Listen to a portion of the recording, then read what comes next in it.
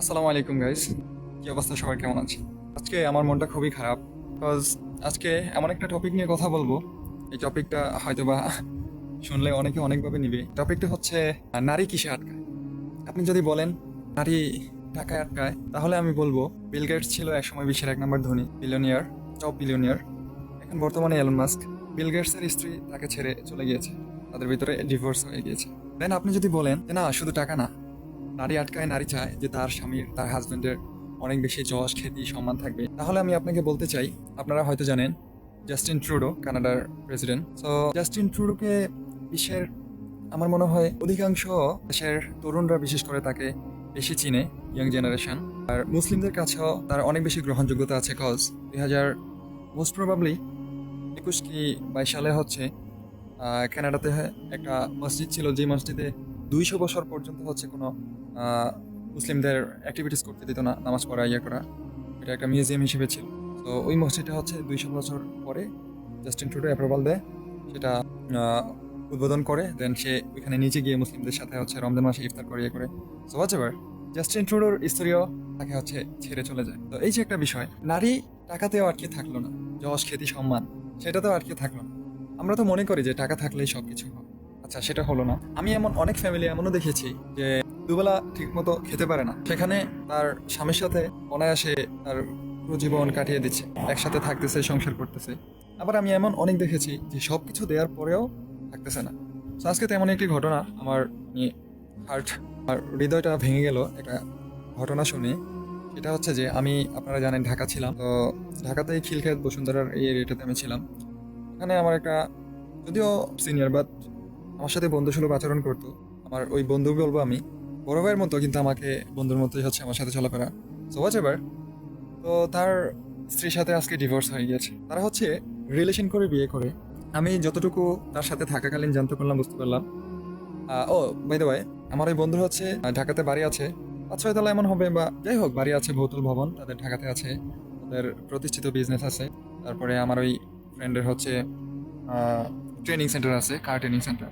So friends, আজকে আমার ওই ফ্রেন্ড বা আমার ওই বড় ভাইয়ের, তাদের ভিতরে ডিভোর্স হয়ে যায়।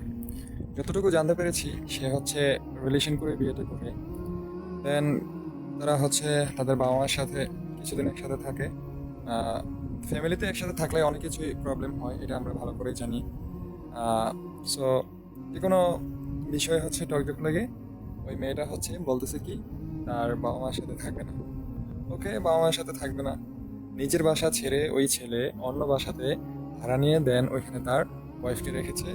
ইভেন তারা হচ্ছে ওইভাবে তাদের জীবনযাপন করছিল। বিয়ে হয়েছে মেবি 2 বছর, 2 বছর হয় না, 1 থেকে 1.5 বছর হবে। তো এই হচ্ছে বিষয়।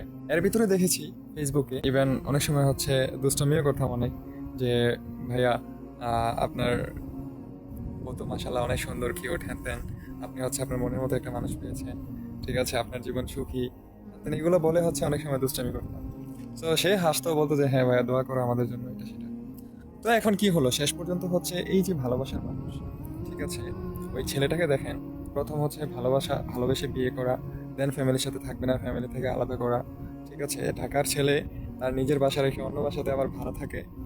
সো এই বিষয়টা এই জন্যই বলা, যে আপনি যদি বলেন নারী কিসে আটকায়, প্রথমত বলবেন হ্যাঁ নারী অনেক লোভী, হ্যান ত্যান, এটা সেটা। ওকে, নারীকে অনেক টাকা দিলাম, টাকা তো নারীকে ধরে রাখতে পারলো না। না হয় বিল গেটসকে তার ওয়াইফ কেনা ছেড়ে গেল, সে তো হচ্ছে একজন বিলিয়নিয়ার, তার অনেক টাকা। আর যদি বলেন যে না, শুধু টাকাই হবে না, যশ, সম্মান, খ্যাতি, হ্যান ত্যান, এটা সেটা লাগবে, তাহলে জাস্টিন টুডু, তার মতো একজন মানে কি বলে, ওয়ার্ল্ড ফেমাস একজন হচ্ছে লিডার, যাকে কিনা হচ্ছে তার দেশ ছেড়ে বাহিরের দেশের মানুষরাও তাকে ভালোবাসে, সেই মানুষটার ওয়াইফ তাকে কেন ছেড়ে গেল? আর যদি বলেন যে ভালোবাসা, নারী শুধু টাকা, যশ, খ্যাতি এটা চায় না, ভালোবাসা চায়, তাহলে এই যে আমার ফ্রেন্ড ভালোবেসে বিয়ে করলো, একসাথে ছিল, তার জন্য তার ফ্যামিলি থেকে সে আলাদা হয়ে গেল, তারপর হচ্ছে কি হলো, তার ডিভোর্স হয়ে গেল। সো আমার ওই ফ্রেন্ডস বা আমার ওই বড় ভাই এতটুকুই বলেছে যে আমি তাকে বিশ্বাস করেছিলাম, সে আমার বিশ্বাসটা রাখে। আচ্ছা, মানে আপনারা যারা হচ্ছে, নারীরা এমন কেন? আচ্ছা, নারীরা কিসে আটকাবে তাহলে? টাকা, সম্মান, যশ, খ্যাতি, এটা সেটা। আমার এই বড় ভাইয়ের হচ্ছে তার প্রতিষ্ঠিত বিজনেস, সে হচ্ছে ঢাকার ছেলে, সবকিছুই তো ছিল, টাকা পয়সা। আহ, তো সে এতটুকু জানিয়েছে যে আমি বিশ্বাস করেছিলাম, আমার বিশ্বাসটা সে রাখতে পারেনি, আমার বিশ্বাসটা ভেঙে দিয়েছে, অথচ সে ছিল তার সবচেয়ে ভালোবাসার মানুষ বলতে গেলে। সো এখন নারীরাই জানে আল্লাহ তালা হচ্ছে তাদেরকে বাঁকা পাঁজর বাঁকা হাড় থেকে তৈরি করেছে। এখন তারা কি চায় সেটা তারাই ভালো জানে। আমার মনে হয় না যে শুধু ভালোবাসা অথবা শুধু শুধু যশ খ্যাতি অথবা কি বলে টাকা কোনো কিছু নারীকে আটকে রাখতে পারে না, যতক্ষণ না ওই নারী যে একটা ডিসিশন নেয় যে আমি এখানে আছি, এখানেই থাকবো, এখানে আমার মরণ হবে। ঠিক আছে, এই অথবা যে একটা মানুষের সাথে বিবাহ বন্ধনে আবদ্ধ হলে যে সে আমার জীবন, সে আমার মরণ, তাকে নিয়ে আমি আমার সারা জীবন অনন্তকাল পার করে দিব, এইটা যদি কোনো নারী যতক্ষণ না ডিসিশন নেয়, আমার মনে হয় না ওই নারীকে কোনো কিছুতে আটকে রাখা যাবে। আপনাদের কি মনে হয় অবশ্যই কমেন্ট বক্সে জানাবেন। আর আপুরা যারা আছেন আপনারা বলে যাবেন কাইন্ডলি প্লিজ, আপনাদেরকে কি দিয়ে আটকে রাখা যাবে। আজকে এতটুকুই, নেক্সট আরও নতুন কিছু নিয়ে আসবে ইনশাল্লাহ। সৌদি আরব থেকে আপনাদেরকে প্রতিনিয়ত আমার ডেইলি অ্যাক্টিভিটিস শেয়ার করে থাকি। Till then take care, wait for the next video. আল্লাহ হাফেজ, টাটা।